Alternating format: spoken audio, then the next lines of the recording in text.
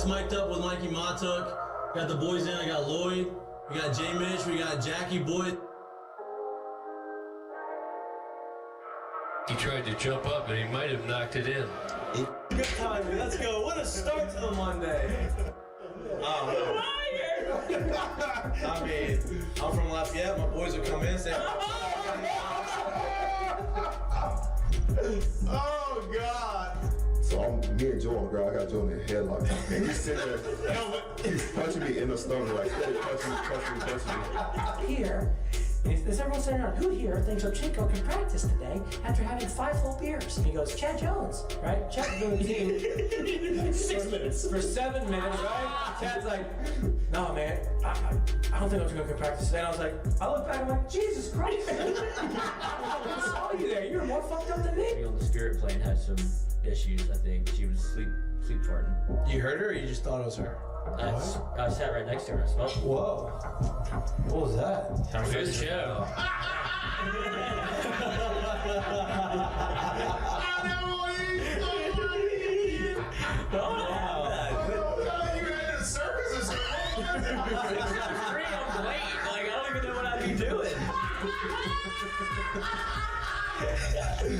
Now, when you do go to spring training, are you going to bring your chinchilla and your turtle? My dad tell you about it? The SEC is, God, they hate fat people. I mean, I get crushed for that. You know what I mean? It's like, come on, man. Hey, just the South, bro. You got a bunch of food down here. Like they should Players, look at Lloyd. You know what, Lloyd? You're looking for a recruiting coordinator, coach. I'm here. He's like, I'll piss my pants right now. No way. We're wearing gray pants, long gray pants. He goes, I'll piss my pants right now.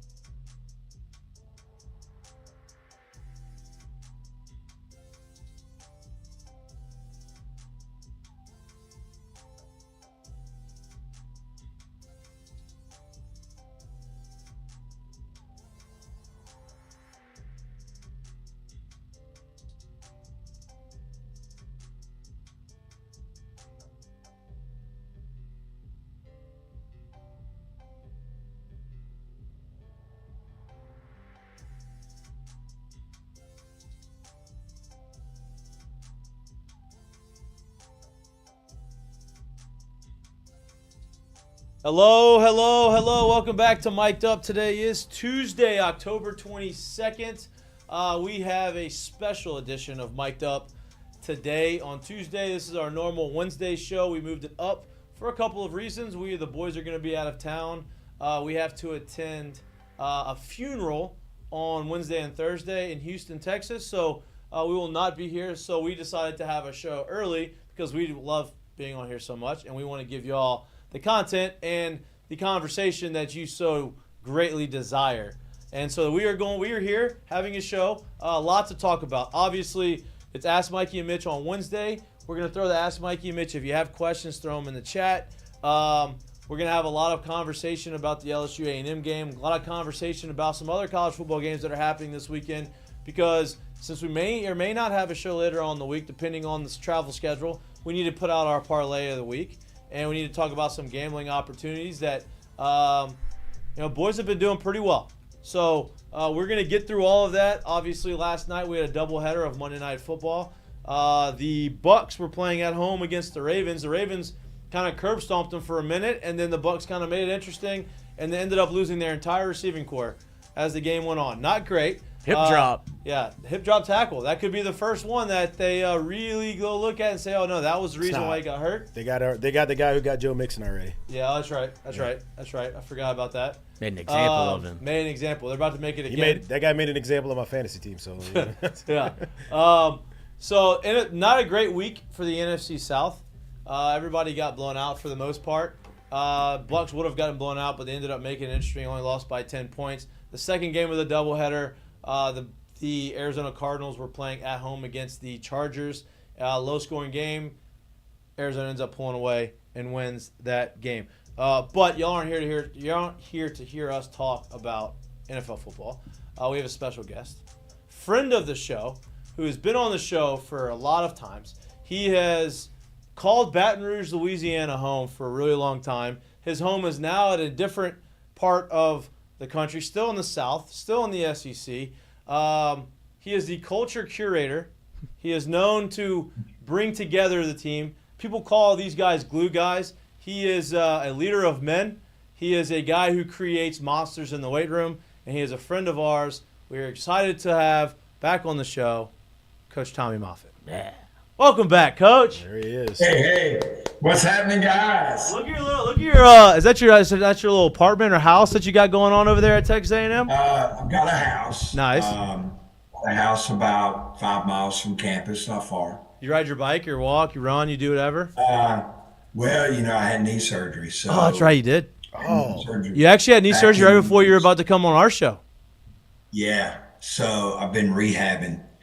So I've ridden the bike, but not far. Okay. I get in the truck. I get in the truck every day and drive over. That's easier. That's easier on the knee. Yeah. We're These pumped. old knees, yeah. Yeah, we're pumped to have you back.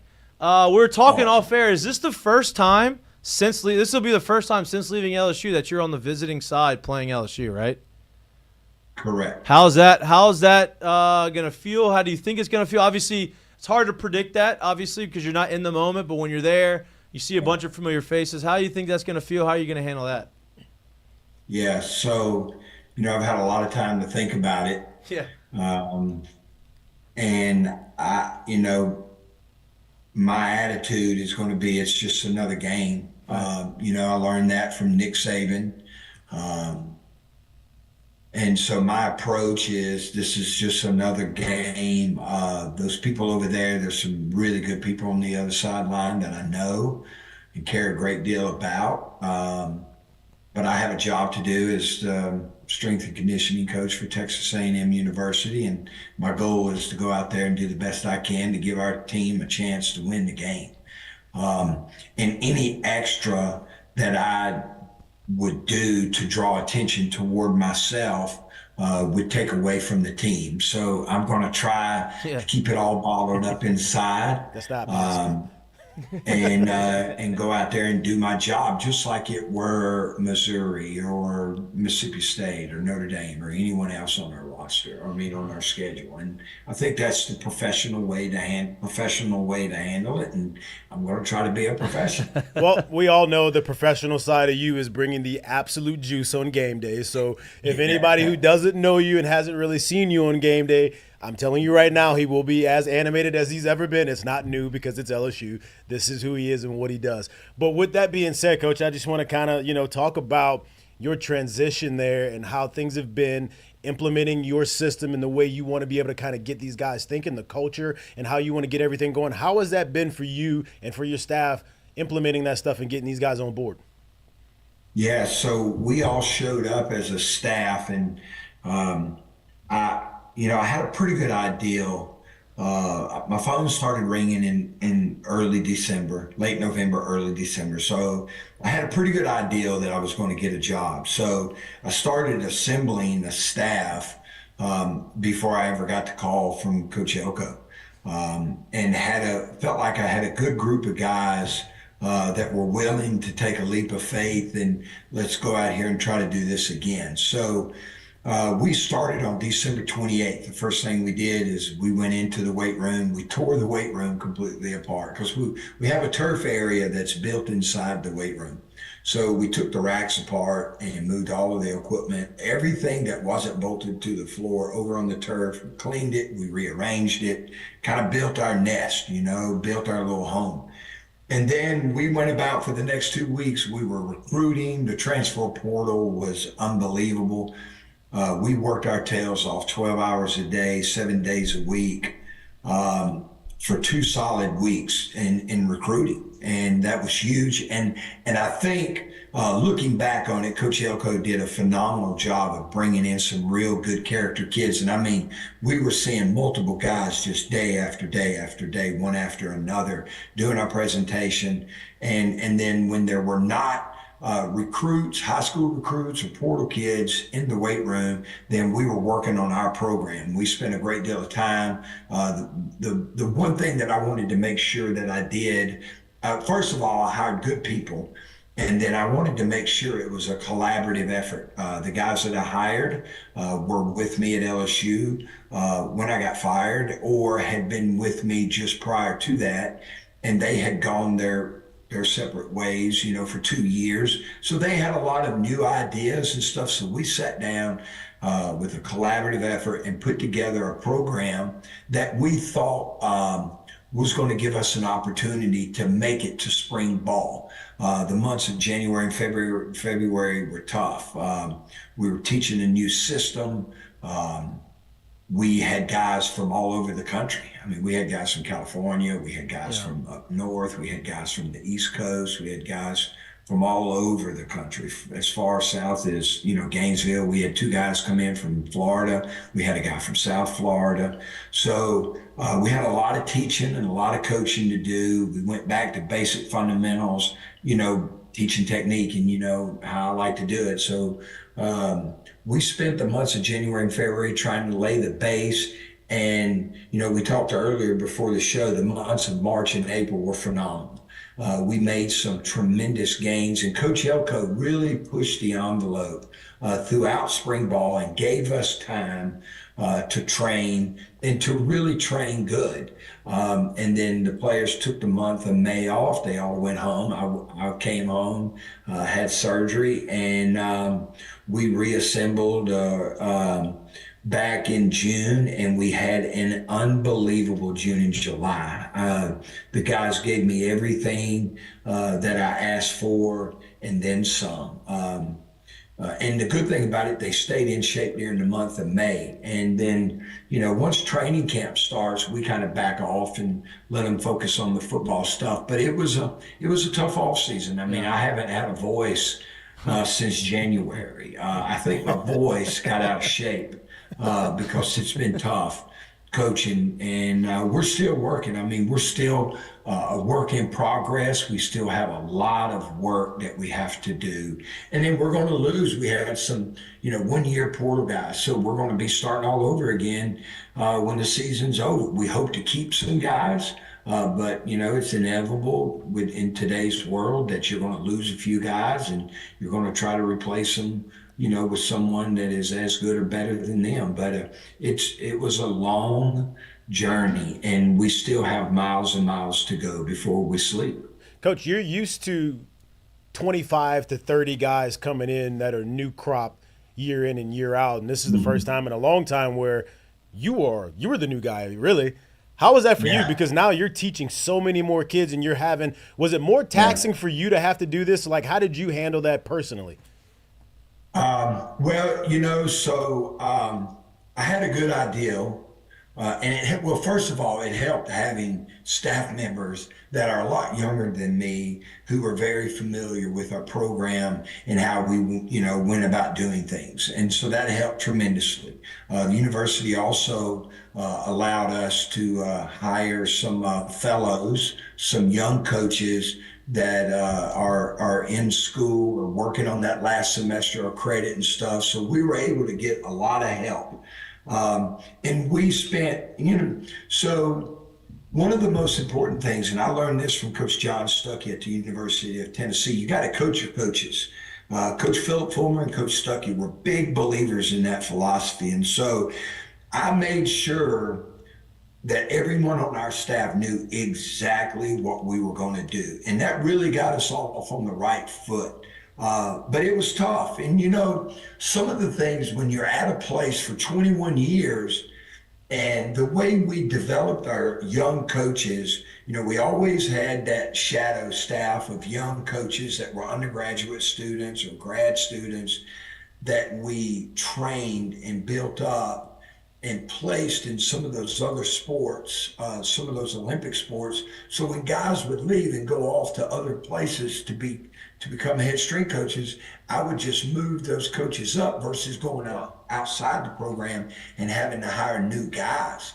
And so there were some things like little things like rosters and role and, where the lifting chalk was. There was little things that I had taken for granted because there was, the tradition and the pride that our young coaches had about making sure that if a weightlifting shoe started to rip, they would run to the equipment room and get the shoe goo and come and fix the shoe without me having to tell somebody to fix the shoe.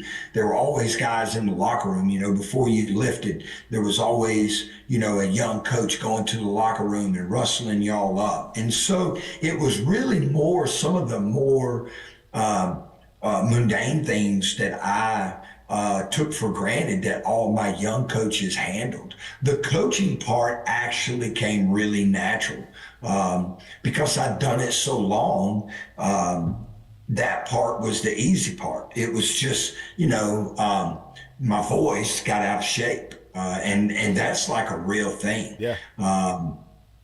My voice got out of shape, and I still haven't gotten it back yet. I've tried everything in the world, but except for that, honestly, Mitch, it was smooth sailing. It's been, and I've been blessed, man. Coaching it for JT and John Curtis and Philip Fulmer at Tennessee and Butch Davis at Miami, and the GOAT, Coach Saban and Coach Miles and Coach O. I've been blessed, and then all those universities. I've been blessed with some incredible opportunities. And people, I've been surrounded by so many great people, but this is quite honestly the most fun I've ever had coaching the kids. I'll be damned. Yeah.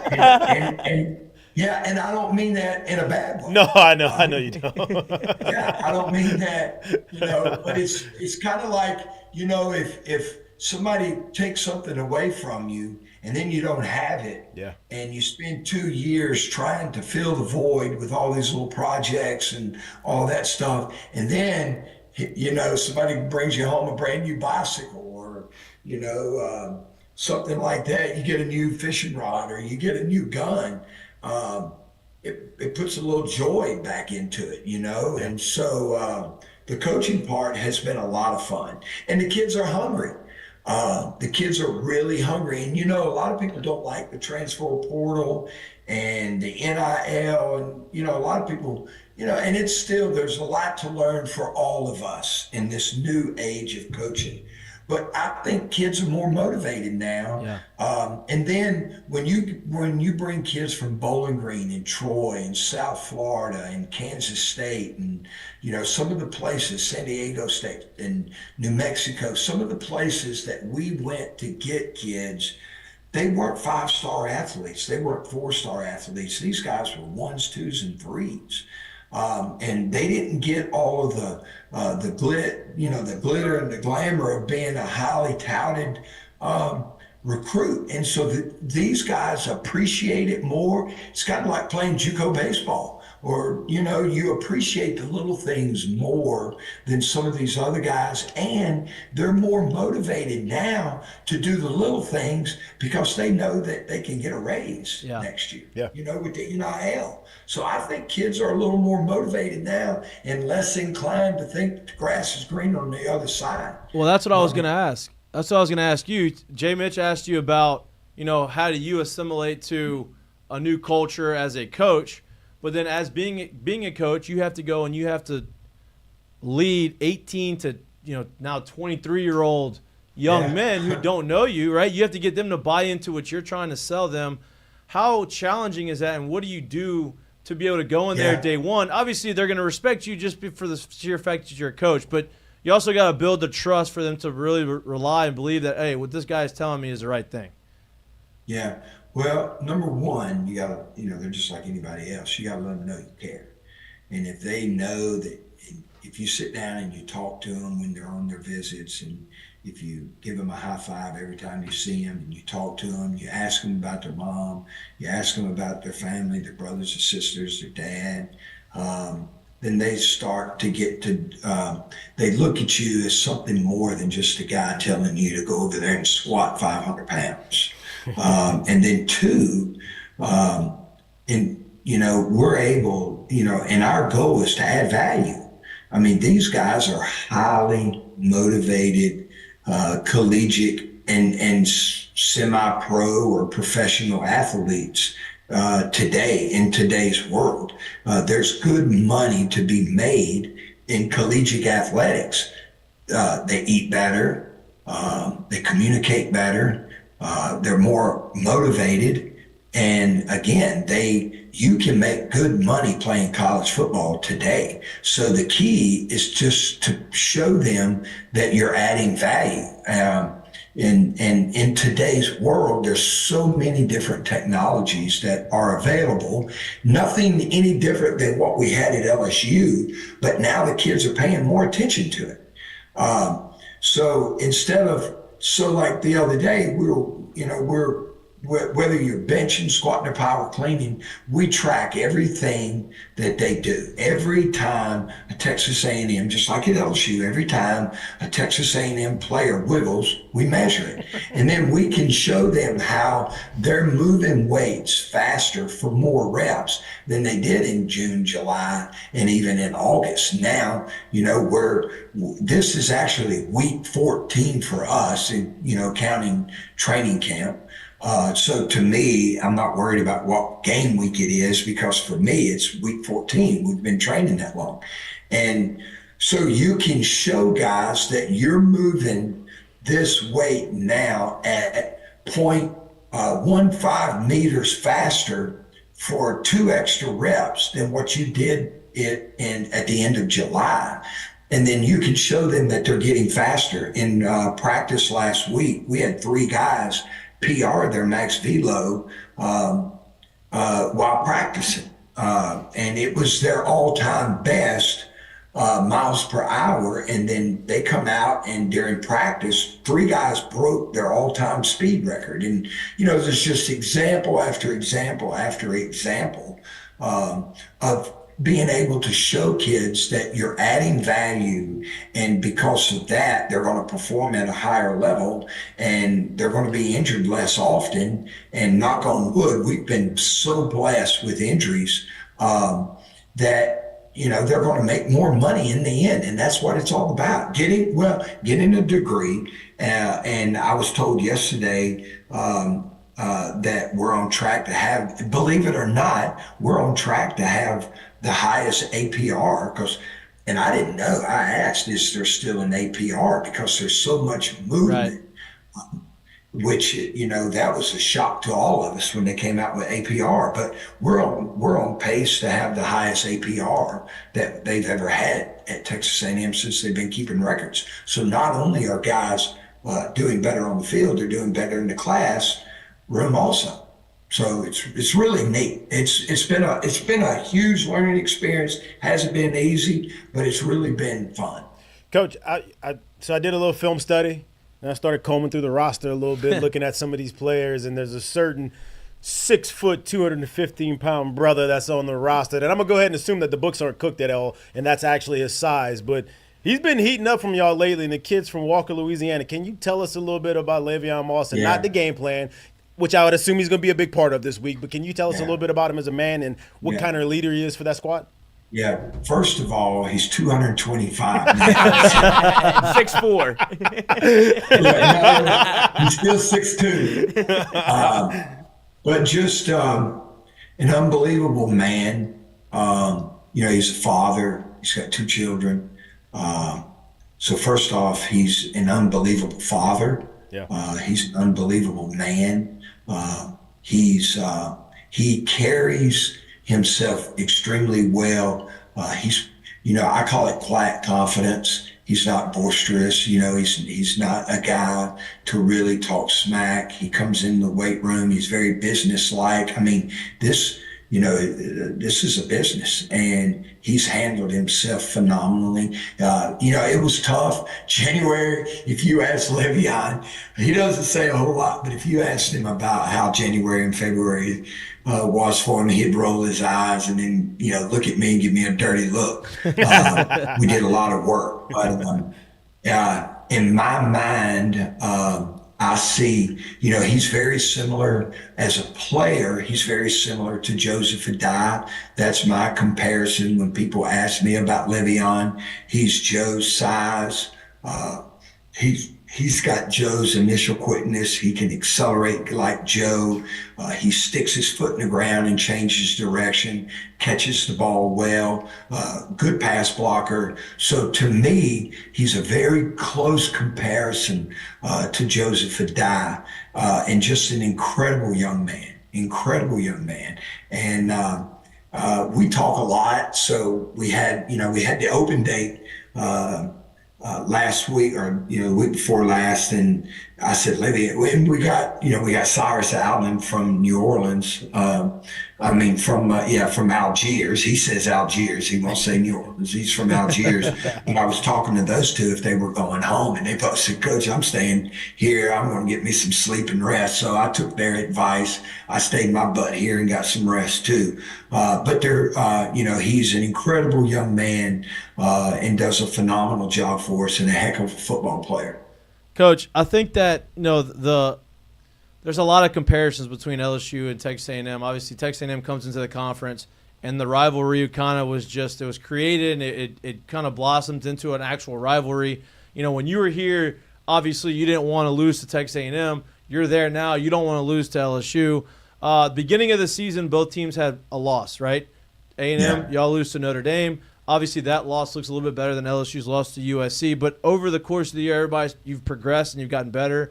And we're both on 6-game winning streaks. You both play each other in a really tough, obviously, SEC deciding game, basically. You put yourself in the driver's seat. You've been in these big matchups, but on the other end, you're on this side with Texas A&M. How has the progression, right? You talked about the progression in the weight room and since you got there, but the progression in the season and how they've kind of won games different ways. Wegman comes back. Le'Veon Moss is kind of carrying the team. The defense is doing what they need to do. Talk about how y'all been able to manage getting victory after victory after victory when nobody really seems to feel like y'all are going to win those games. Yeah. Well, all of that credit goes to Coach Elko, Colin Klein, our offensive coordinator, and Jay Bateman, our defense coordinator, and our coaching staff. Those guys have done an incredible job. My job was to get them to training camp and hand them off to those position coaches and Coach Elko. Coach Elko is an Ivy League grad, graduated from Penn. And he's a sharp character. He's really good with the team. He does an outstanding job of coaching the guys up on a daily basis. He's also very in tune to what we're doing in the weight room, very in tune to what we're doing as far as managing the players' load, more so than anybody. I never imagined that someone would be so in tune to it. And so you got to make sure. The first thing that we do every morning as a staff, we talk about the injury report, and then we go over the GPS report, and then we talk about how we're going to manage each player for that day's practice. And our athletic trainer and I, Louis Duran, we meet, Louis and I and our staff, not just me, Louis and our staff meet like 3 times a day. So it's a concerted effort among everyone. And we've just been gradually, pushing these guys along. And they, at first they were kind of feeling it out and not sure. But I think the win against, first of all, the Bowling Green, when, we had to fight our tails off to beat Bowling Green. They're a really good football team. And so the guys really started gelling then. And then the Arkansas win was huge for us. But it wasn't until Missouri when Connor came back and the team just took off from that point. They're playing with a lot of confidence now. Practice has been really good. And they're just now learning. I mean, and there's still, I learn something every day about some of these players, because we're all new. I mean, we have a few guys that we kept that they were on the A&M staff, but for the most part, from our staff to the analysts to the recruiting department and so on, the person that has the most, I guess you could say, experience coaching this team is Coach Elko, because he was here, with Jimbo for 4 years before he left to take the head coaching job at Duke. So it's been gradual, and you can see it, and you don't know what's going through, right. 18, 19, 20-year-old kids' brains sometimes. And you watch him work, and you say to yourself, that guy's got more in him. I know he's got more in him. And then you can gradually see those guys buying in daily and giving more effort and practicing harder and doing the little things, eating better. And you go in the cafeteria the first week and they've got, fried catfish and French fries and hamburgers piled up on their plate, and now you go in there and they're eating pasta and they got salmon and they got broccoli, and everybody is slowly but surely buying in, and we're still just pushing them along and making sure that they're following the path. And it's really been interesting to watch kids continue to grow and gain more self-confidence and confidence in each other as we continue to progress down this road. Coach, a lot of people in the chat have noticed your voice, how it's a little bit hoarse. So they're all wondering, how have you been at your yell practice? Is that what it's all causing it? Yeah. How did you transition to the new Colt? I figure you get yourself immersed in the culture. Yeah. Yeah, hey, Lloyd. Some things don't change over here if you didn't know. Hey, Lloyd. Surprised I hadn't seen a bunch of people walking behind you. Yeah, Lloyd, everybody's got a yell leader joke. Did you get your white jumpsuit yet? But those guys are going to defend our country someday. So I'm sure. I've learned to respect it. And we have over 4,000 cadets or Corps members on the university campus every day. And they really got you, Coach. This is not good. No, it's amazing. Every morning when I pull up to work, it doesn't matter what time of the year it is, what the temperature is, what the weather's like. When I get out of my truck, you can hear those men all over campus. They're marching. They're singing those military songs. You see them carrying big rucksacks all over campus. I was leaving work the other night, and there was a group of 20 or 30 of them waiting to cross the street, and they must have been going on some kind of all-night march, because they were loaded down with big rucksacks, and they had their rifles with them and stuff. So it's really impressive to see that, and I didn't know what a yell leader was. I didn't understand it, but I've come to understand it, and I know what those people go through and what they're going to do for our country after they leave Texas A&M. And it's pretty impressive to know that the amount of work that those men put in, and they're getting their education too. And it's got to be this campus. If you're a patriot and you love this country, this campus is one of the most patriotic places that you'll ever experience in your life because of those 4,000 plus core members that are there, getting their education, and then after college going on to the military. So it's actually very cool. Yeah. But no, that's not why I have my voice. It's because it's week 7 or week 8, really. Week 14. Week 14. Yeah, week 14, and my voice is gone. It's better than when I lose my voice at the games. You sound better than I sound. So my voice obviously is out of shape. Way worse than yours is out of shape. Obviously, you're around the guys on the team at A&M, so you know what y'all do well, what y'all's weaknesses are, what you need to go through, and make sure that you don't fall into certain tendencies to win games. But you're looking at LSU on the other side of it now, and you're looking at LSU kind of make some progressions. As a coach and being in there and preparing, obviously not asking game plan or what y'all are planning on doing at LSU, but what does LSU do offensively and defensively that you've seen that poses challenges to the opposing teams? Yeah, well, I'm an offensive guy, so I'll start with that. First of all, they have a great quarterback. Garrett is phenomenal. He does an incredible job of moving the ball around the field.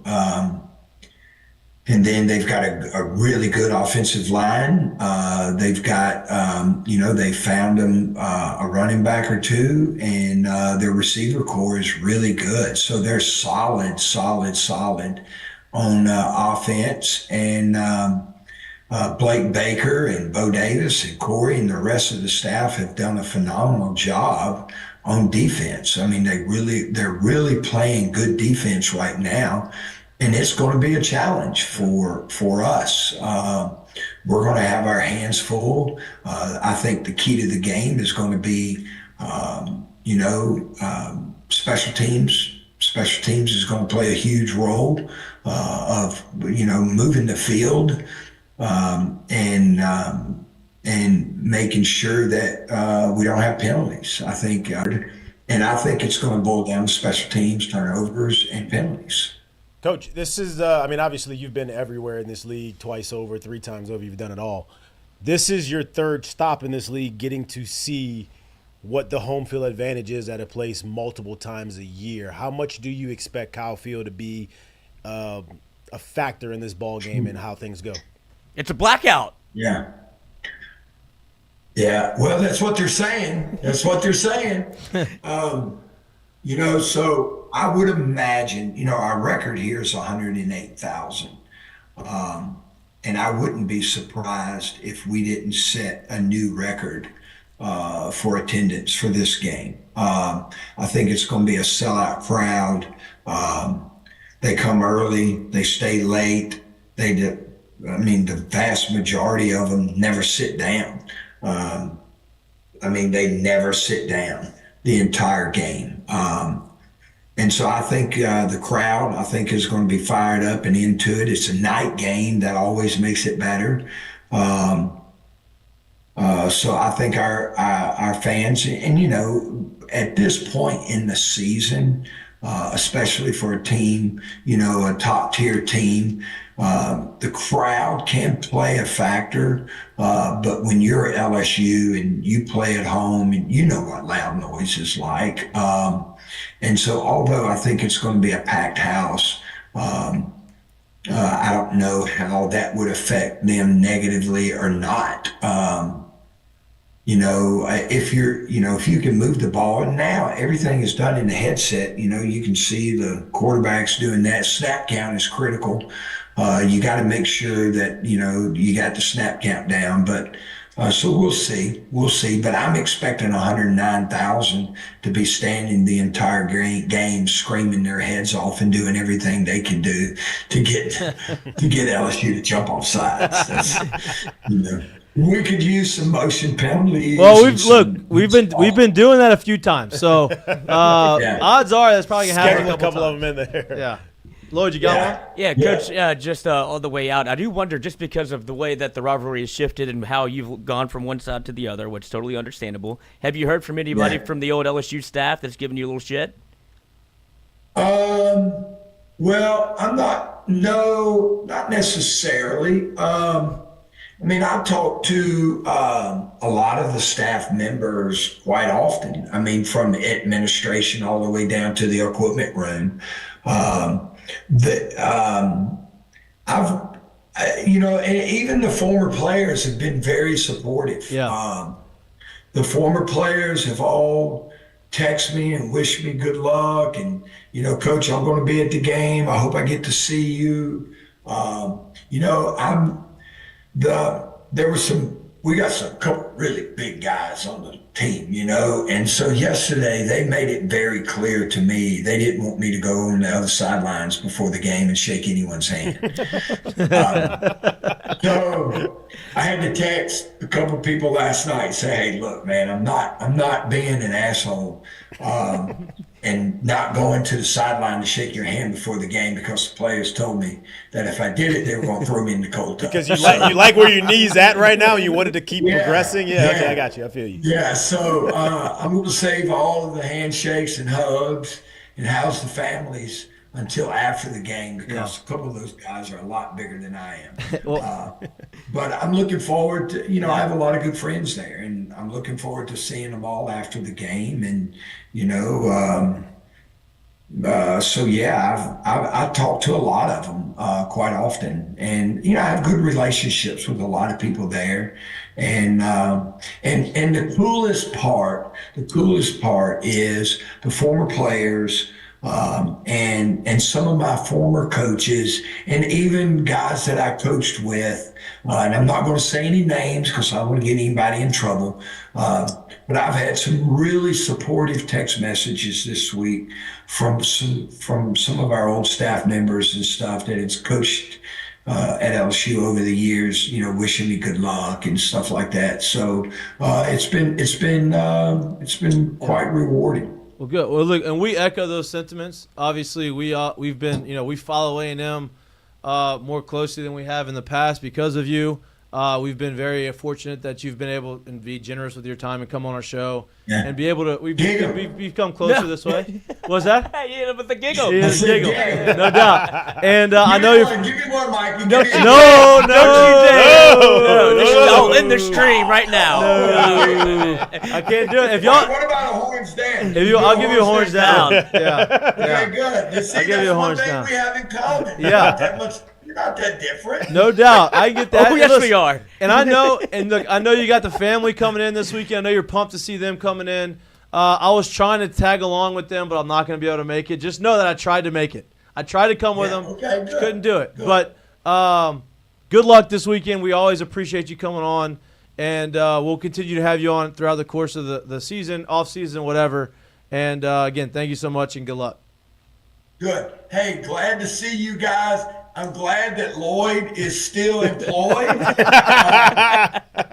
Barely. At least, is he still an intern? Is he?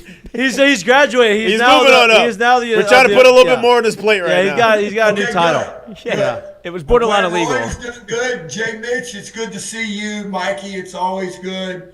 Thanks for having me on, and looking forward to seeing everyone out there Saturday and gig 'em. Get out of here. See you on Saturday. See you on TV.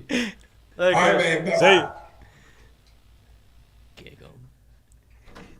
I wish him all the luck to a tune of at least a 3-point loss. My bet slip needs it. You feel me? 4-point loss. I need 4 point. Okay, there you go. I don't want to push them that. There you go. I did take them at 3, at 2.5, and money line. Oh my goodness! You got a lot riding on this. I did.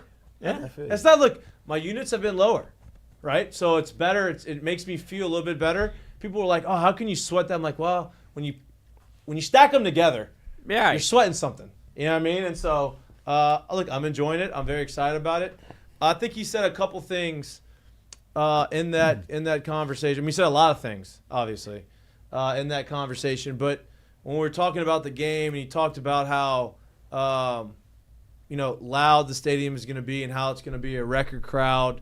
Obviously, we knew it was going to be hectic. But, they know that LSU likes to jump and has some – I mean, he brought that up as a joke, but they know, right? And in these types of games, I think as you continue to progress forward and you continue to move and you try to, every first down, every touchdown, every point matters. You get down in the red zone, you get a false start penalty here, a motion penalty there, and then all of a sudden you knock yourself out of field goal range or making a 55-yarder and it doesn't come through. Like that, those little things matter. And so, for me, LSU's got to be on their P's and Q's this weekend as far as being disciplined, holding your water, not jumping off sides. It's going to be loud, making sure everybody's on the same page communication-wise. Yeah, they were able to go on the road last week and assert a little bit of dominance, obviously, having a, 4-possession win like they did. This was going to be a lot more tightly contested. Yeah. It just will be. This is a good team. They're on a winning streak. They feel really good about themselves as well. This is a chance for them to kind of announce themselves to the rest of the conference, if you will, and maybe even to the country, because you got a top 10 team coming in. Yeah. This is going to be a better game, and like you said, look, we've seen it in the past. We've seen them do it in close games. We've seen them do it in games where they've blown people out. But this is going to be a big game where it's important that LSU can kind of get in there and play clean football from start to finish. And if they can play clean football from start to finish, it's going to give them the best chance because, like I said, it's not going to be a big blowout like this time. Yeah. Look, they already got their piping in the A&M noise already. This is a weekend game. A little rocky. This hasn't changed.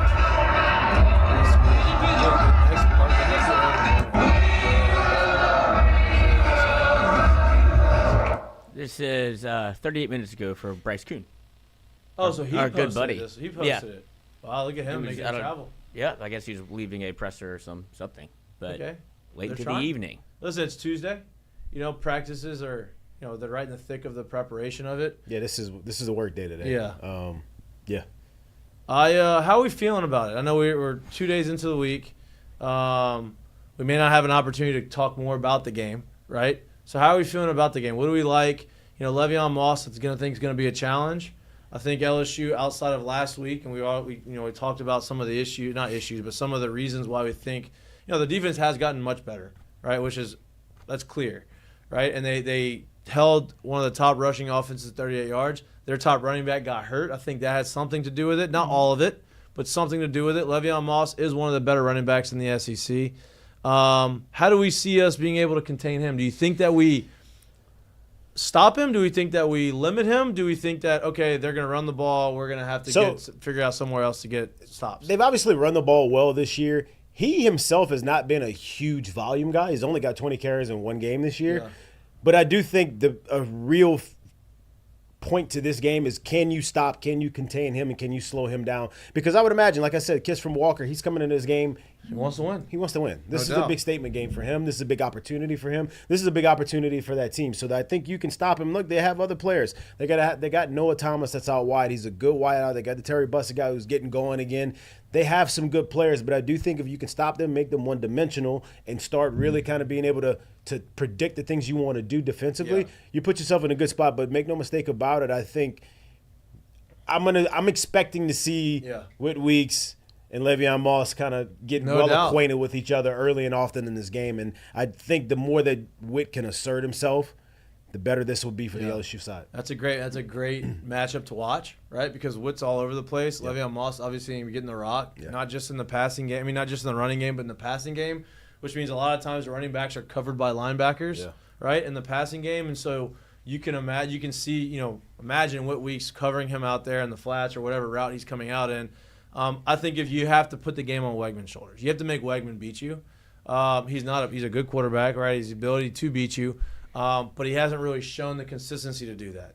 And I think if you do that and you get them frustrated enough in the running game and you get them behind the sticks, it's not necessarily you have to stop the running game, but you got to get them behind the sticks on some possessions to where Wegman's got to go back and he's got to throw the football and they got to have some time for these receivers to get down because that allows pass rush to get after them, for us to have more sacks, sack fumbles, change the game that way.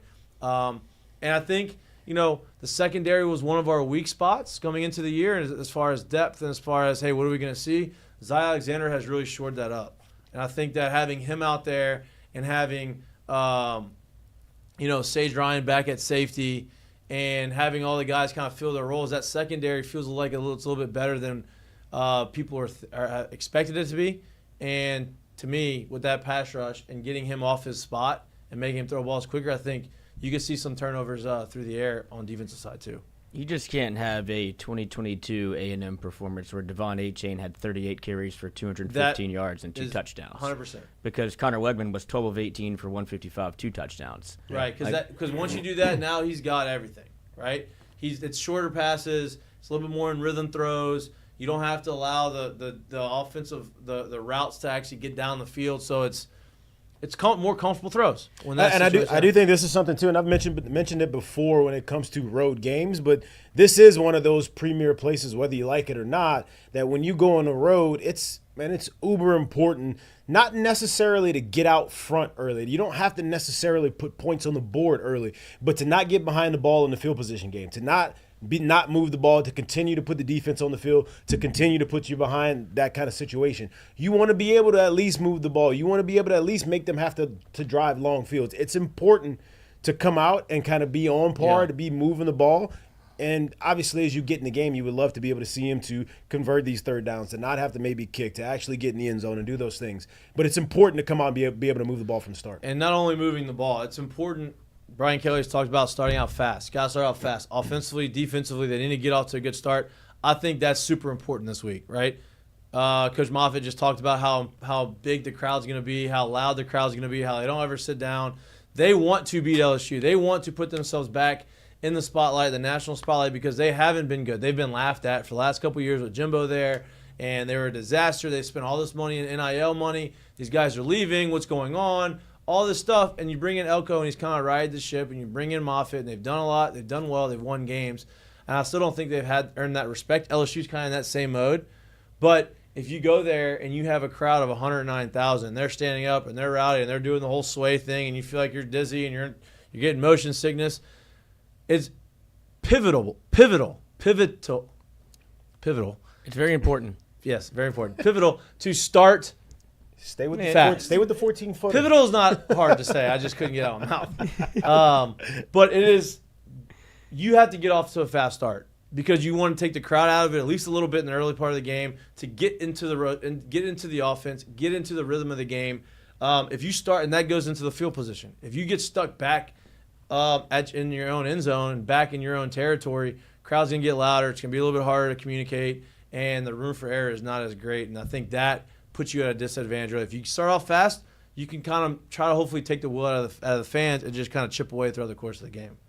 And for A&M on offense, like we talk about having long drives, whatever, being able to matriculate down the field, which is what LSU probably wants to do. But once Texas A&M gets in the red zone, 26 to 27 trips, offense gets inside the 20, 19.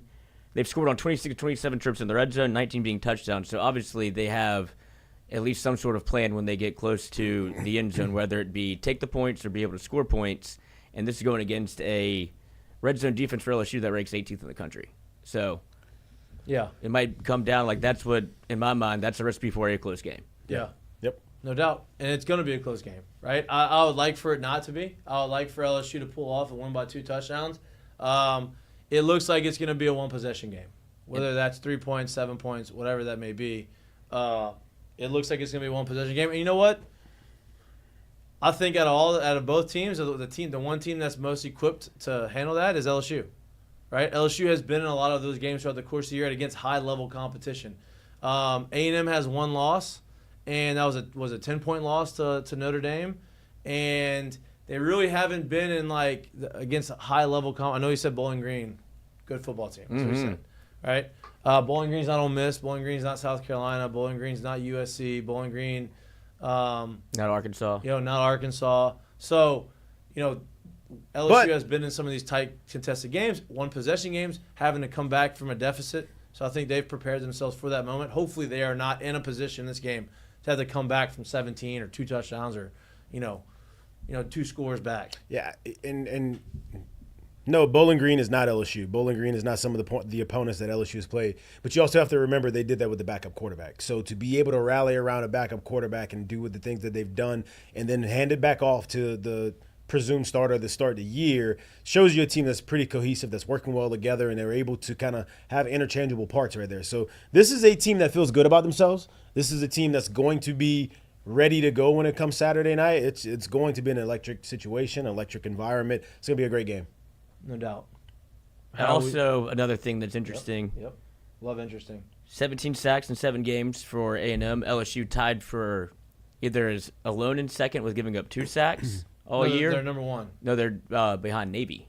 Oh, no, you're talking about national. I thought you were about SEC.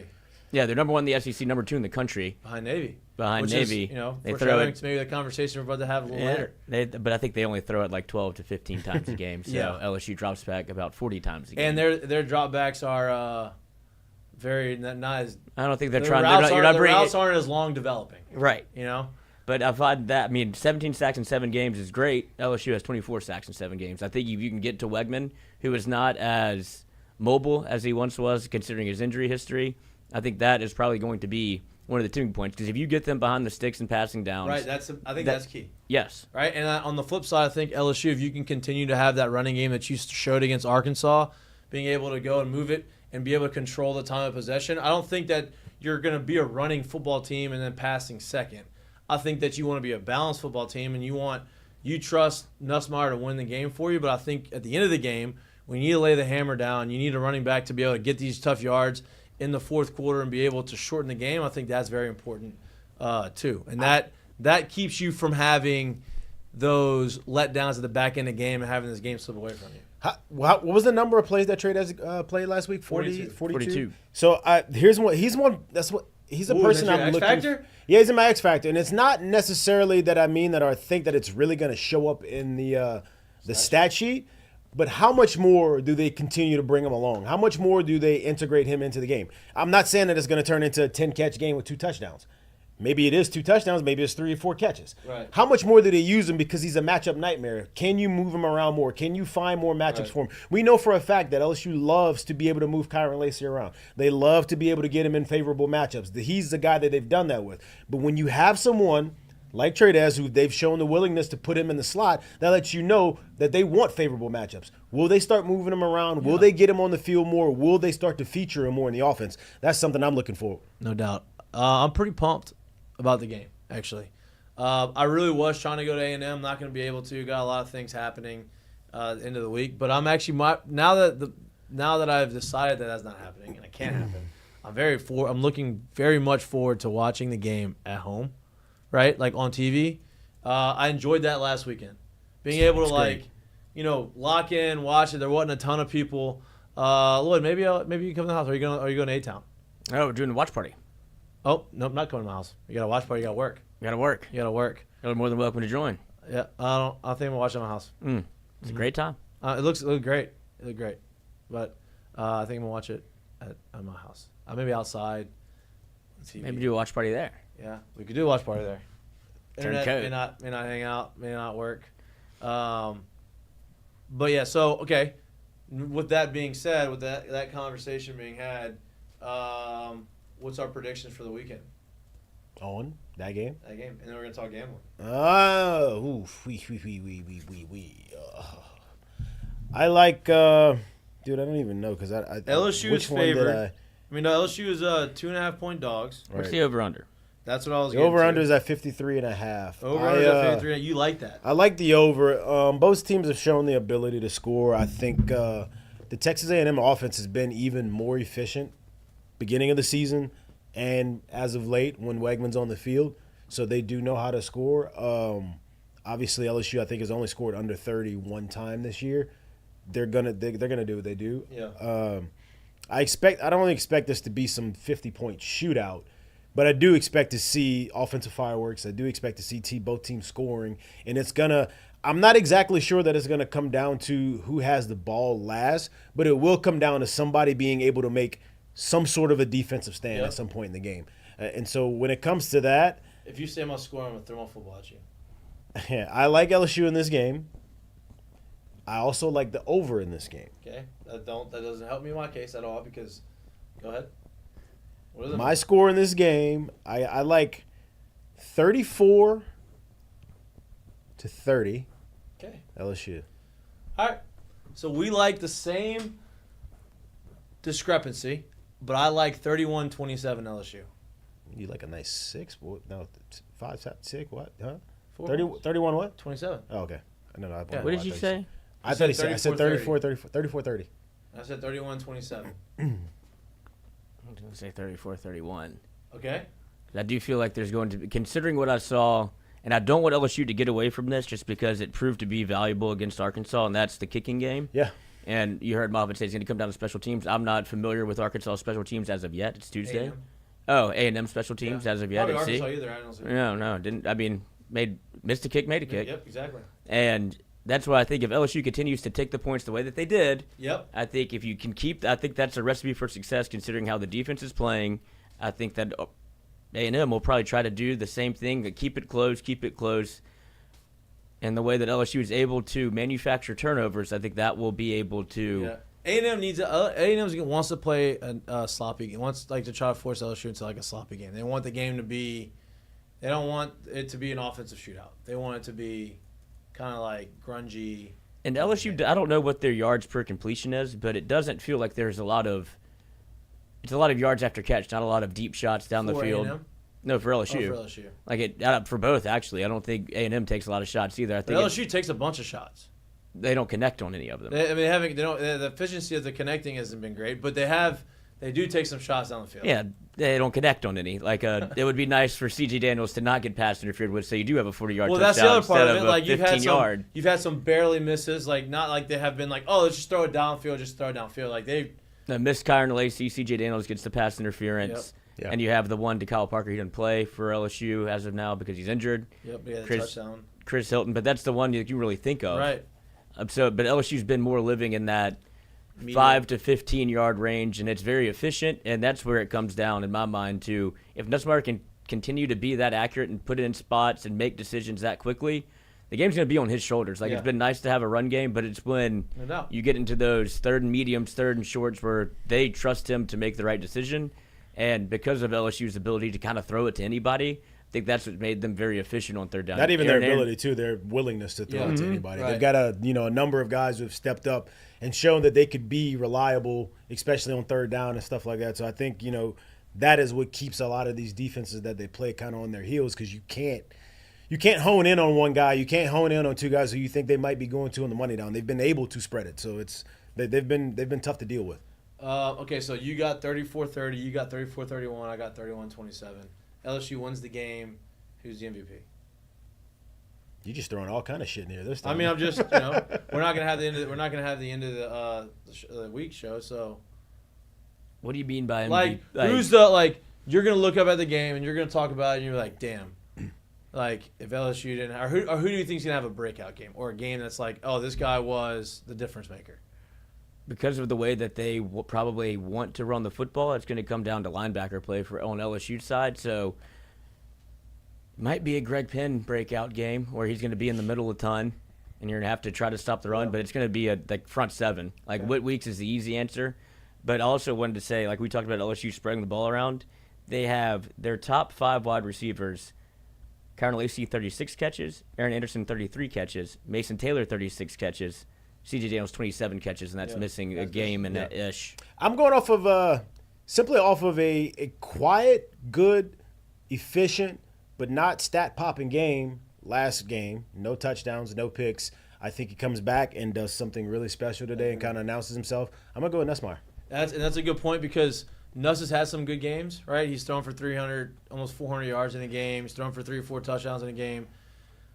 This one's going to be on the national stage. A lot of stakes here. I think that once he has that game, I think this is oh wow. He did it against Ole Miss, but he wasn't super efficient. He made the big throws. I think you're going to see him put it all together. You're going to see him make some big throws down the field. I think that's a good one. I'm not going to pick him as well. You can pick them, but to that point, that's kind of where he's been his best is you could say the Ole Miss game, obviously the efficiency and the numbers weren't great, but when you had the biggest multiple moments. Fourth downs he converted, when it gets close, it seems like that's whenever he plays his best because I think it comes down to kind of his upbringing. He's never faced by those moments because of the way he's been brought up to play quarterback his entire life. Right. But I also don't think he has to do anything without, that he doesn't have within himself. Play the game the way that you've been playing. It doesn't matter if it's I think a big part of that is you're 3 weeks removed from Caden Durham's injury, right? Mm-hmm. I would imagine it's only continued to get a little bit better. He looked better last week than he did coming off of it the week before in the Ole Miss game. I think the more efficient he is how much more efficient you're going to see Nussmeier be. Right. Coming off of it, they were not able to get the push.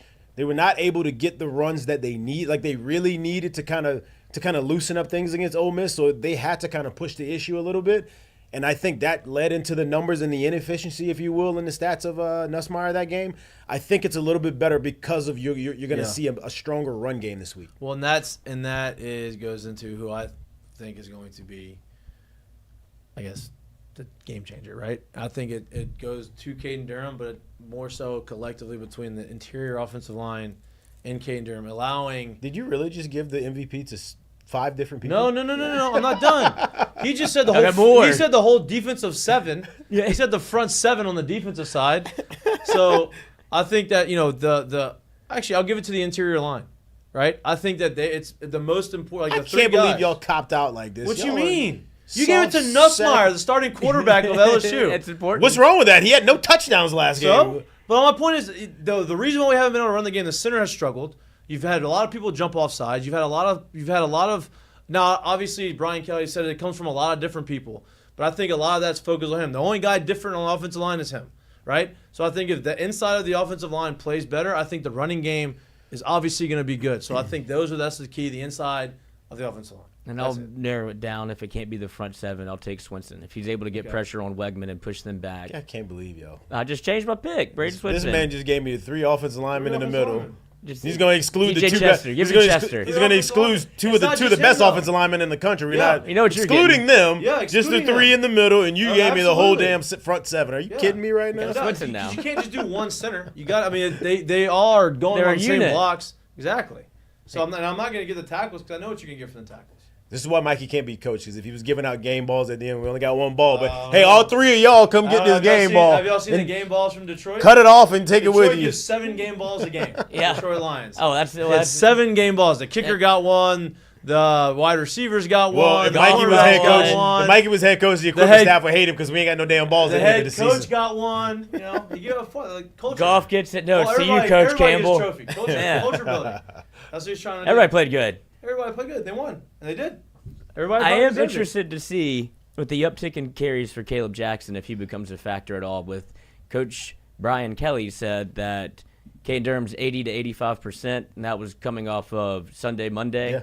I'm sure he's going to continue to get better, but that's something he can get to 100. Yeah. If you're able to work in more Caleb Jackson, him able to. He looked better. He did. He looked better last week. And a lot of what that was what J. Mitch was talking about earlier in the year. They started moving a lot to the pistol. They would shift from your normal shotgun to moving him, motion, and then they put him in the backfield in the pistol and get him going downhill to where he can see it a little bit better. Yeah.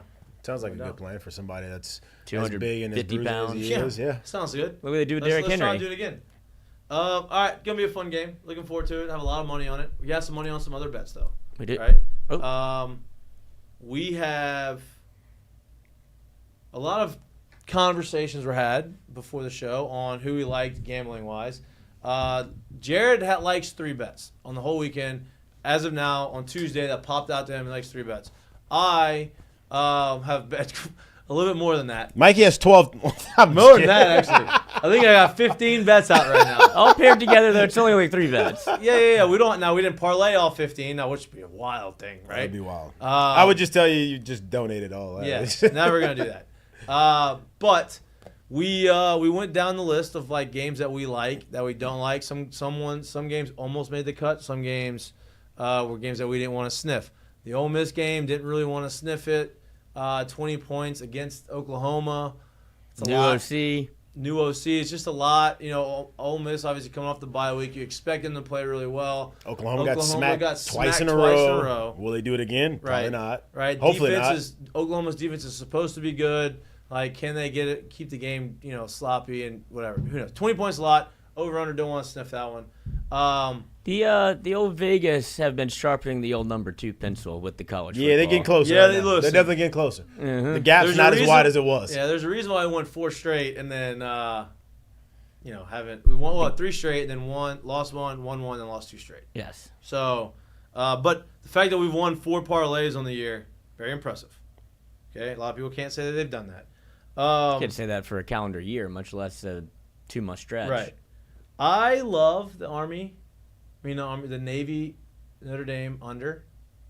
I just feel like Notre Dame's defense is solid. Obviously, Navy has a funky offense, and they've scored a lot of points, but this is the best team by far they've played all year. The over-under for that is 52.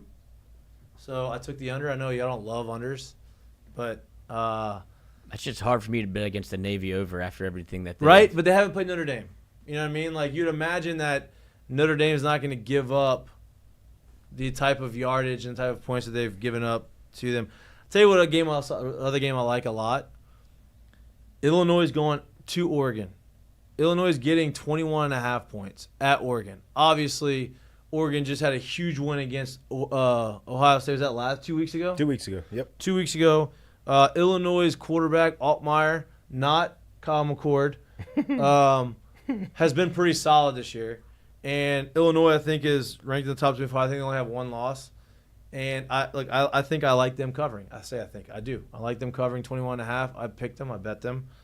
Y'all like anyone? Any specific ones? Yeah, I got one. I've been looking through some stuff and going through some things. Yeah, so we got BYU visiting UCF this week. Now look, UCF is taking 4 L's on top of their head, back to back to back to back. So they looking to fight. They're looking to play for something right now. But I think there's a little bit more to play for on the other side of it. Would be BYU. Travels a lot. Travels a lot. Yep.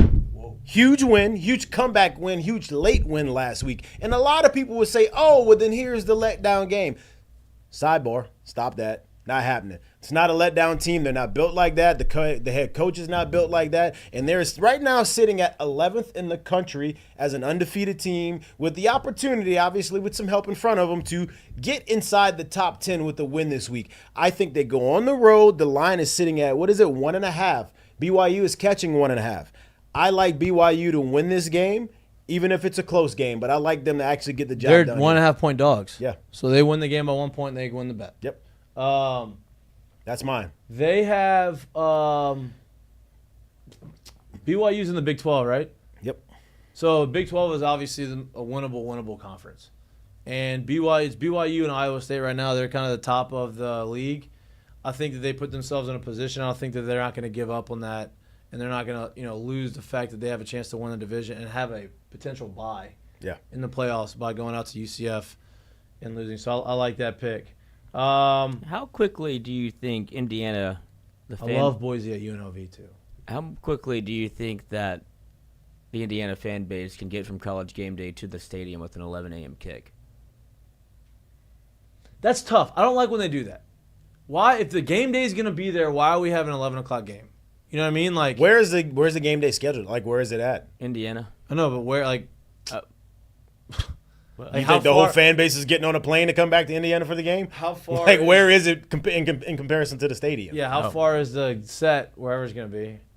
I don't even know. I don't know. I'm not the Bear. I don't work for. Well, it's not the Bears. They're not there anymore. Oh, it's Stanford Steve. Which is better? It's been a better addition. Where is the Bear now? I think he's a big horse race guy. Okay. Seems like he'd love to cozy up at the track. The track, right there on the front, right in the window. Piece of paper, don't bother me. No doubt. A couple beers, some wings, maybe. Some wings. You don't get called the Bear for nothing. Do you have the graphic? You want to put it up there? I do have the graphic, and I will put it up there. So these are the bets. This is the Mik'd Up parlay week. What week is it? We sit consistently in that plus 500 range. 596. We're pretty good. It always is. It's gotten as high as a 612, and I think it's gotten as low as 585 or something. Yeah, it's usually when it's minus 110. This is usually how the math works out. Yep. All right. But just to let people know, we're not actually aiming for that. We're literally just trying to find the bets that we think are going to hit. It just happens to fall that way. The odds don't dictate how we make this parlay. So put that back up. Let me go talk about it so we go down the line. So my pick is the first one, Boise State. I'm riding the Boise State train. They are also in a position to put themselves in the playoff. They are in the playoff race. They're going at UNLV. They have a Heisman contending running back. He's been very vocal on a lot of podcasts and social media and things that he thinks that he deserves to win it, which I believe that he deserves to win it. There's a bunch of players that deserve to win it. And I feel like they're going to go out there and they're going to try to make a statement. And Boise is favored by 3. I believe they cover that number. That is why I'm taking Boise State. The next bet is over 66 points, which is Lloyd's bet. This is my bet. I've been on the Schneid. I have done my research, which tends to not even work. I don't know why I do it. But I have the over in Tulane and North Texas. I'm going down the list of what Tulane has done, and it is impressive in terms of points. They've scored 52, 27 against a salty Kansas State team, but gave up 34. 19 against a salty Oklahoma defense in week 3 when they were good. Yep. Then 41 against a good UL team that I believe just lost their 6-1. first game last week. 45 against South Florida. If you can score on them, you can score on anybody. Tulane also put up 71 against UAB and the Fighting Trent Dilfers. UAB is getting absolutely torched this year. Huh? They're not good. And then 24 against Rice. But also, Tulane's not the only offense in this game, as North Texas leads their conference in just about every offensive category, scoring 35, 45, 52, 35, 21 against Texas Tech, then 44 against Wyoming, 52 against Tulsa, 41 against Florida Atlantic, and 44 against Memphis. So they can play with a little bit of the big dogs. So give me 66. I like that. Over 66. Green Wave in North Texas. I'm more confident now after you just told me all that. Yeah, that's the research. That's I what appreciate that. And the third bet is obviously BYU on the road at Central Florida, 1.5-point dogs. Jared told you all the reasons why he thinks that they are going to cover that number. All they got to do is win, baby. Win by 1 point, cover the spread, and we all cash in the plus 600 odds of our Mik'd Up parlay for the 5th time. A couple of sprinklers on here that I would. Oh, look, there's some more games that was just missed. They're on the cutting room floor. Yeah. And it's hard to get off the Navy ship. I know. As of now, but on the floor. Nebraska 25.5 against Ohio love State. That. I love that. I know Nebraska just got crushed. I think I love that even more. Ohio State coming off a bye after a big loss. Tell the truth, we all love the LSU over under too as well. We do. Well, we all like that. Like we all like the over too. Yeah, dude. If you couldn't do the quick math on our pick, we all were over the total. Yeah. So Notre Dame at Navy. That's the other thing. It's at Navy. Did not know that. Did not know it was at Navy. Get your uniform on. I love that. The line opened at 17, is at 12.5 right now. So, it's if you want to, people you can. like Navy, right? And Navy is a funky offense. I think I like the under. I talked about that more than I like the line.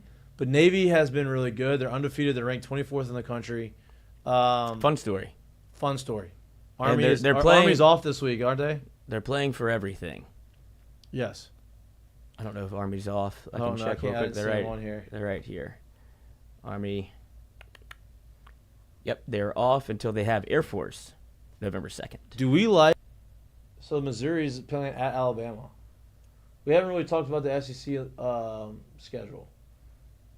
You got Missouri at Alabama. That's a ranked matchup. Missouri seems like they're reeling right now. Alabama definitely reeling. Alabama can't afford to lose again. The fan base may blow up the stadium. If LSU loses, if Alabama loses to Missouri at home, well, that's not good. That's probably going to be an away game essentially for Alabama. There are going to be a lot of frown faces. You better prove me you can. They better not shoot any jump shots. Line's 13.5 Alabama. I'm skeptical of what Missouri has done this year because they haven't looked impressive at all. Now you have Brady Cook coming from the hospital to win you a football game. He's crying in the post game in front of the team. He's obviously a senior. What gets the homecoming win? Still know how hurt he is. Here's a question I got with Alabama. Over 55.5 too. Here's a question I got with y'all with Alabama.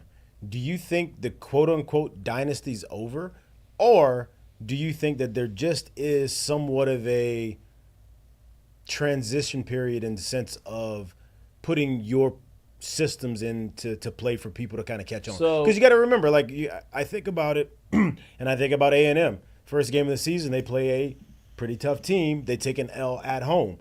They've went on a run since because they've gotten themselves going. So I'm just a thought process. What I think Alabama's gonna be still good and really good and contend. As far as the dynasty, I do think it's over. I think the dynasty that Alabama has established from 2008. Let me be fair when I say dynasty too. When I get it usually means you actually hold a trophy and championship. I'm talking about being that team that's a 1, maybe 2 loss team at the end of the year, and they're always in that top 5 consideration. That's what I'm asking. I think they'll have more 3 loss seasons than they had in the last 20 years or however long Saban's been there. I think they're always going to be in contention. I think they're going to be the gap is going to be like this. It's going to be more evenly matched. What they did between 2008 until 2023. That's longer than probably any other school dynasties. The dynasties that they've had: Miami, Ohio State, Florida, all these big schools. Florida State for a minute, Tennessee for a little bit. Like those were like, quote unquote. This is a 15-year run. This was a 15-year run, and so I think that's over. I think they're always going to be competitive. I think they're always going to be in a playoff contention. But winning, like going undefeated, having one loss, and that being that. You're still running around the question. Do you think that they're going to still be in that 1 to 2 loss area? I just said that. I think on they're the other side. No. Playoff contention means you're still in playoff contention with 3 losses because no telling where that third loss is coming from. That's a hard question to answer. 1 or 2 loss thing. I think they're going to have more 3-loss seasons. Than so the dynasty's over. They're not really that team anymore. You don't expect to see them as a top 5 finisher every year. The dynasty. That's what I'm asking. Like, are they still going to be the type of team where at the end of the year, it's every year you're expecting to see them in 1-2 losses, and if say 5 years down the line and they miss the playoffs or they miss finishing outside of the quarterfinals 3 times, you'll be like, man, I'm surprised. No, would not be surprised.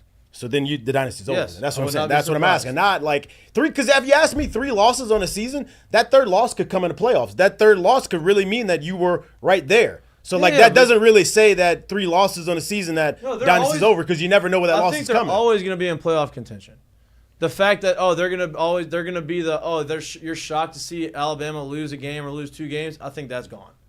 I think that they'll have seasons where they can potentially go undefeated or lose 1 game, but every year going 0 losses, 1 loss, I think that's gone. That's gone for a lot of the teams around the country. The big bad wolf is, especially with the change in the way that the conference is lined up, and you can't get the way Saban was able to schedule in the SEC West, and it kind of came down to 1 game. But and that's no slight to DeBoer either. As of right now, what you saw this year, and it's not to say that he can't get it back if he can recruit the same way, which I don't think he will, but he'll still be able to get talent. But the fear factor of just going in and playing Alabama on your schedule, that's a loss, is gone. I agree. You know what I mean? Like I think they are a good team, and they're going to be a good team. They're going to be a good program for a long time. And I think that this year, if it's any indication, the fan base is going to be a little bit out. Like all of these, like bandwagon. Oh, I love Alabama.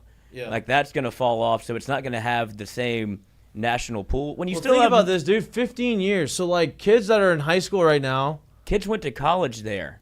Right. Like kids literally from 5 years old when they can remember till now they're graduating from Alabama. They grew up watching Alabama win nothing but national championships, be the best team in the country, best team in the history of college football. Like, that's how you create that, right? You have these kids grow up with a team that's just dominant for 15 years. Yeah, I honestly, I think the torch has been passed. I think Kirby has stepped in and become that guy, and I don't know if anybody saw it. We kind of talked about it the other day, but he is, I want to say, the fastest to 100 wins that there is. By a game. Right, yeah, by a game. He's beat Saban to that. So I think the torch has been passed. He has kind of found a way to kind of revolutionize that and kind of catch that in the bottle a little bit. Look, they lost a game this year. I know, I get it, but that's their 3rd loss in the last 50 games. First time losing to somebody not named Alabama in forever.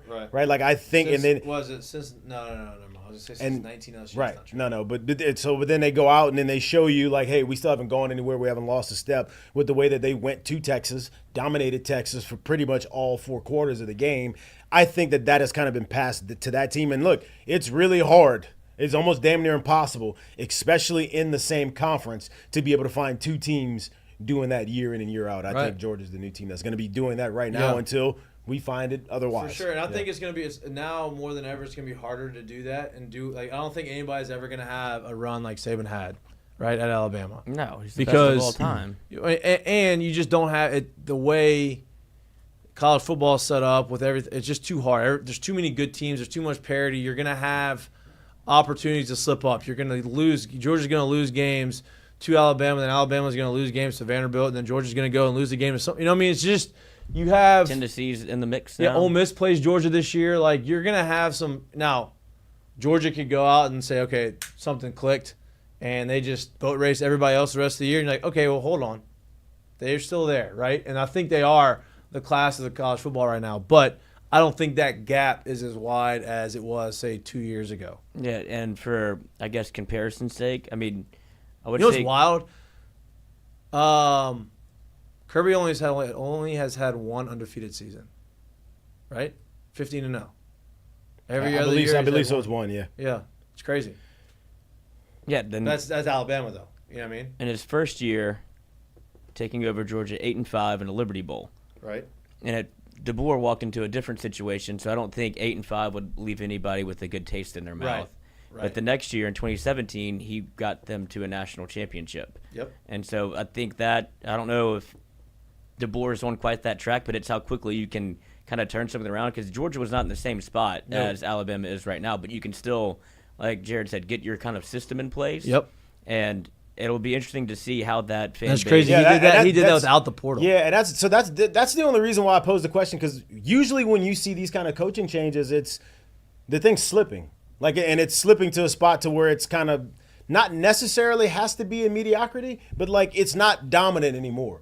Alabama was still dominant. They were in the semis last year. Right. They were still a really good team last year. And so when you And step one in, play away. yeah, and one play away. So when you step in a brand new coach who has literally won everywhere he's been, it bodes the question where you're like, damn, could they really have struck lightning in the bottle? Nick gets out at the right time, the time that is right for him, but also a time that doesn't sink the program, if you will. And if you bring in the right person, can he recreate to a degree, if you will, what Nick has kind of done? Because I do think with the scheduling and how everything is now, not only your conference scheduling, you don't just play one side and for so long the other side maybe is not as strong, right? So you don't your conference schedule is random, so you're going to run into some really tough schedules year in and year out. But also there's been more of a push for, like we talked about, these marquee games that are earlier in the season that are big name teams that are neutral site games. Those have been more of a thing these days. So I do think with scheduling makes it harder. Obviously with NIL and the portal makes it harder, but we're looking at someone who took over a program that had not sunk at all, and the guy has won everywhere he's been. So that it does pose that question. I think they're going to be competitive. I just don't think that. Yeah, I think that runs. Well, over. competitive. Sure. That's not saying much. We No, know. right. Yeah, They're we know going to that. be. They're going to have. Nobody expects them to be the 6-7 win team. We know they're going to be more. They're going to have runs where they are. Hey, here's 1 loss, 2 losses, but they're not going to every year. Not. I wouldn't be shocked if they had 3, 4 losses sometimes. Would you know I mean, I think 4 losses would probably shock me. But what if he ends up being the guy that, say, over the next 5 years, he's in the championship game 3 times with 1 loss and never wins it? What if he does that? Then you could basically say, hey, he's not winning the big one, but but he's there. Shit, He's the elite. program ain't slipped. No doubt. That's what I'm wondering. Is that possible? I mean, is it possible? Yeah. Do I think it's going to happen? No. For comparison's sake, the last person to take over a Nick Saban run program was Les, and he went 11-2 in his first year. So, if you take over for Alabama, you have talent on the roster. They didn't lose very much in the portal. They lost 2. And look, let's not forget, Saban is around. Yeah, I don't know if that's good or bad. Right, but it's good for now. It's good for I now. don't know how long it'll be good. He's running he's PR there. for the man. He's what? He's running PR for him. He had to go speak to Alabama on Monday. Yeah, that's tough. That is tough. They all wanted him to coach.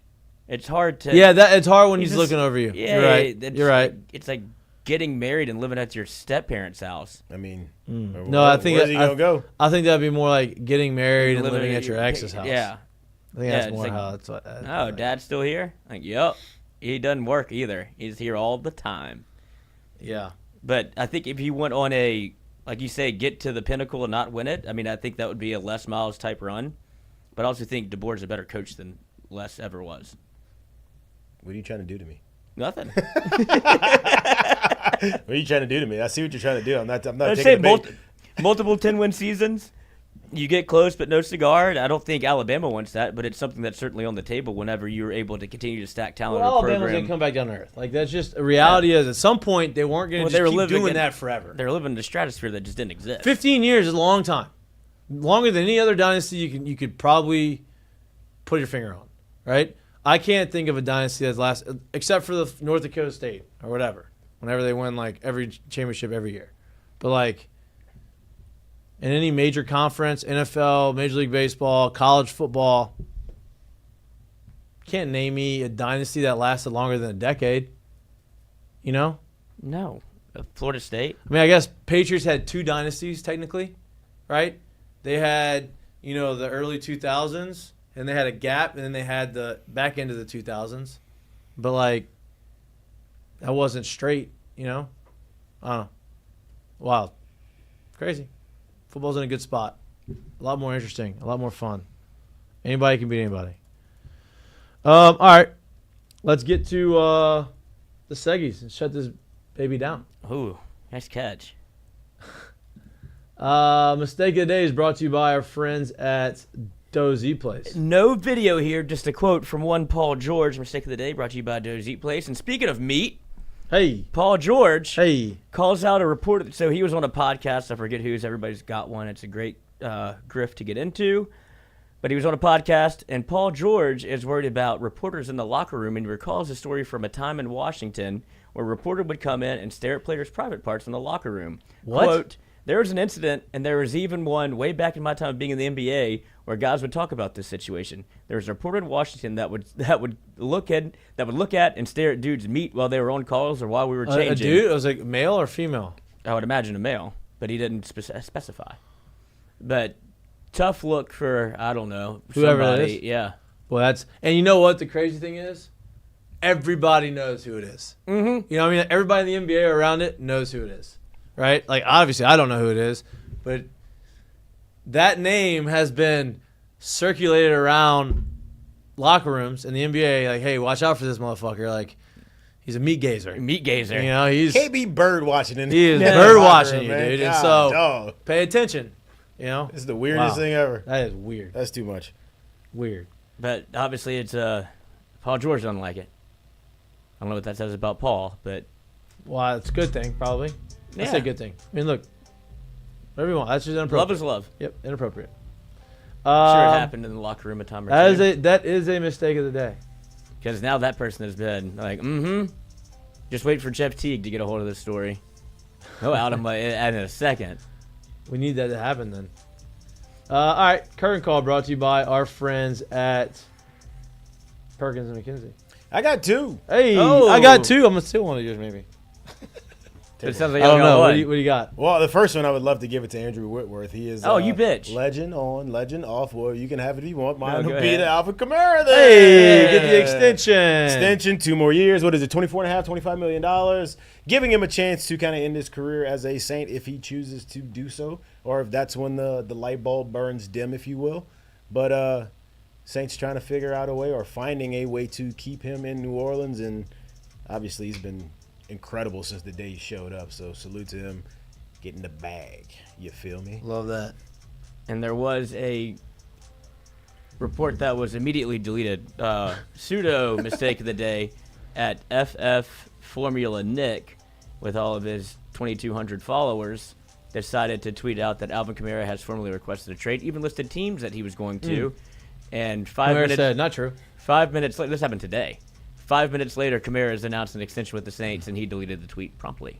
Oh, because so someone had done it 2 days ago. Yeah, Kamara was like, Kamara I'm on my way to was like, Tennessee. not true. Yeah. Like, this is not true. I don't know what you're talking about. Not true. And then extension. Yeah, sorry. Told you it wasn't true. So this guy put it out, and then immediately has announced that Kamara signed an extension with the Saints. Well, he that didn't deletes work. the tweet, and he is all over Twitter. Yeah, he should be. I mean, that's embarrassing. See, I don't love this because now I try to filibuster long enough. I've got my curtain call. Okay, there you go. One, I thought that was a pseudo mistake of the go. day. There we go. to play off a curtain call of Alvin Kamara signing with the Saints. He wants to be there long term and retire. Saint, hopefully they can build it around him.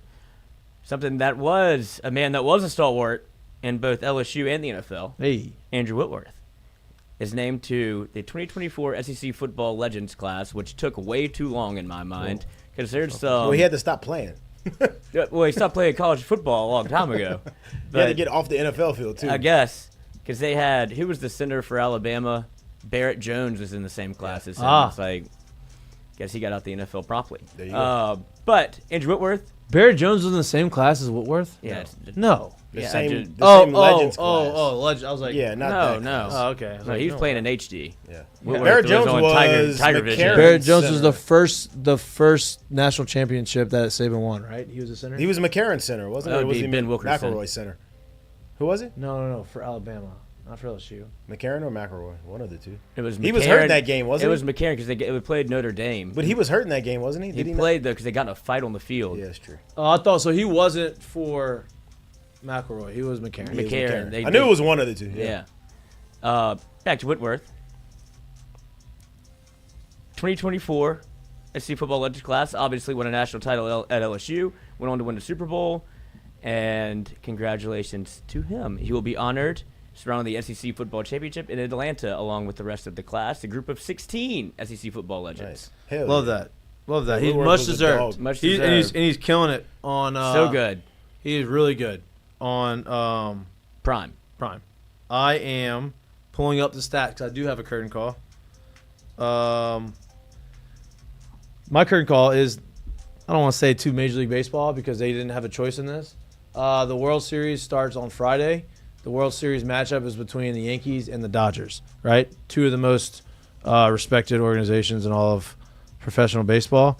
And I cannot find the stats, but the matchup between the Yankees and the Dodgers you would say it's evenly matched. They have in the regular season they've played each other 22 times, and the record against each other is 11-11. And overall total times, including postseason, they've played against each other 60 times. The record is 30-30. So historically, one of the great, some of the greatest teams in baseball, some of the greatest, two of the greatest programs in Major League Baseball, very evenly matched record-wise, and I think it's going to be a very wonderful World Series. I wonder which side Shohei's on. Just tail him. Yeah, I mean, you can get some bets in the pen. We've seen it. Shohei gonna pitch? I mean, they got Shohei's not going to pitch. No, obviously. Could you imagine him coming in Game 7 though? Yeah, like you did Game again. 7 in the ninth inning. You're up 1. Comes out the ninth inning, closes the game out. Throws Blows his elbow out again. 117 miles an hour. What if he came out and did throw him, but he was only throwing like 95 because they just don't want him to ramp it up. They just need another arm. Just like in the So World many Baseball possibilities. Classic where we got smacked around by Team USA. There's so many possibilities. Not by Mike Trout. Not on Mike Trout. No, that was a great matchup though. Struck him Hey, out. that was was. popcorn. Get your popcorn right That there. was. I enjoyed that. He's not going to pitch, but that No, would he's be not. awesome. He's not. All right. That's all we got. Appreciate you tuning in for this special edition of Mic'd Up. We will stay posted. We'll keep you updated on social media, on Twitter, on our show that we potentially may have on Thursday. Depends on traffic coming back from Houston, which is obviously A crapshoot. a crapshoot.